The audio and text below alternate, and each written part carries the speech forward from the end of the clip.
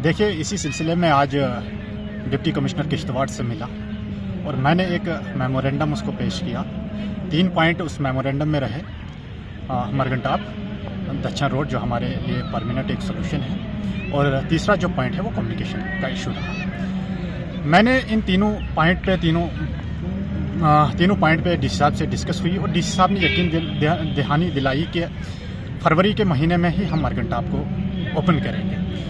आपका कहना सही है कि इस वक्त मड़वा के लोगों में काफ़ी दुश्वारियां हैं। वहाँ मैं खुद कल ही मड़वा से वापस आया हूँ और काफ़ी मुश्किलात हैं।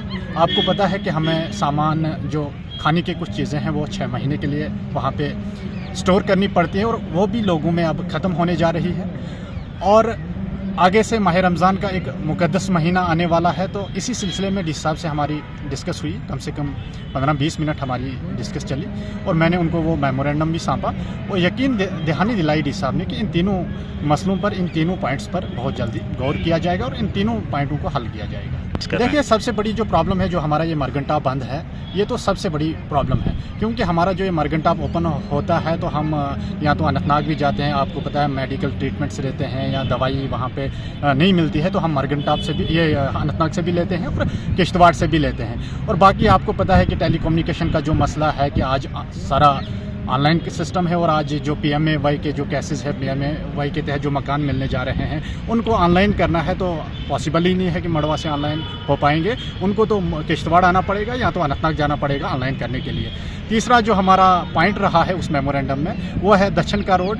उस रोड पे जो बीजेपी ने बड़ी तेज़ी से काम शुरू किया है, तो जो ही ये नेशनल कॉन्फ्रेंस की नई सरकार बनी जम्मू कश्मीर में, तो थोड़ा सा उस रोड पे काम की रफ्तार जो है वो कम हुई है। तो उस सिलसिले में भी डी साहब से डिस्कस हुई कि उस काम को रफ्तार के साथ किया जाएगा। जिस रफ्तार के साथ हमने वहाँ पे छोड़ा है, उसी रफ्तार से उस काम को आगे ले जाएगा।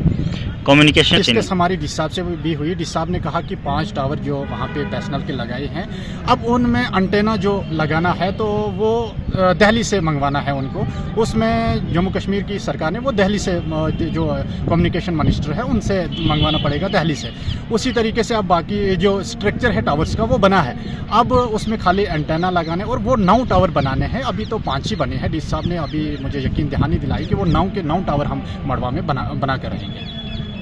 जहाँ तक टेलीकम्युनिकेशन की बात है, ये तो बहुत ही दुश्वार, बहुत ही बड़ा सफ़र करना पड़ता है, क्योंकि आज सारा ऑनलाइन का सिस्टम है। वहाँ पे अगर एक फॉर्म सबमिट करना होता है, बड़ी मुश्किल से होता है। अगर 1-2 जो वहाँ पे VSET लगाए हैं, प्राइवेट VSET, उनमें से बहुत खर्चा आता है लोगों को। अगर फिर किश्तवाड़ आना पड़ेगा, यहाँ पे लोगों को कम से कम 10-15 हज़ार खर्चाना पड़ता है एक गरीब को लिए, और यहाँ पे उनको यहाँ पे होटलों में बैठना पड़ता है। ऊपर से यहाँ पे फिर बड़ा खर्चा आता है। एक मामूली सी काम आप देख रहे हैं, PMAY के जो मकान है वो ऑनलाइन करने हैं। ये कौन सा इतना बड़ा इशू ही नहीं। अगर हमारा वहाँ पे नेटवर्क अच्छा चलता तो वहाँ के लोगों को ये मुश्किल नहीं होता कि वो वहाँ पे ही वो ऑनलाइन करते। यहाँ आने की कोई ज़रूरत ही नहीं थी।